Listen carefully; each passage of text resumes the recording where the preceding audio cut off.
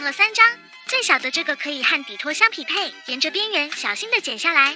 如果担心光面相纸打印的图案会掉色，可以在图案上喷一层油画定画液，等晾干后就可以进行后续操作了。把剪好的图片放入底托，试一下大小，稍微有些大了，需要修剪一下。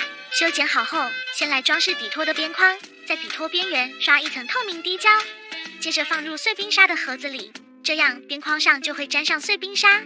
修整掉多余的部分，把剩余的边框也粘好，用碎冰沙来装饰边框，真的是简单又高级。把底托上多余的碎冰沙用笔刷刷掉，再放入紫外线灯下让它固化。底托上涂一些快干胶，把图片固定在底托上，用手按压紧实，最好是等它完全干透，再加透明滴胶，不然的话它的背面会被滴胶浸透，然后变成油脂的感觉。别问懒猫为什么知道，因为懒猫就是滴胶加早了，整个图案变成了复古色系。不过这并不影响懒猫对老爸的爱，复古色系更能衬托出父爱的深沉。最后在背面给它加上磁铁，父亲节冰箱贴就做好了。懒猫祝天下所有老爸父亲节快乐！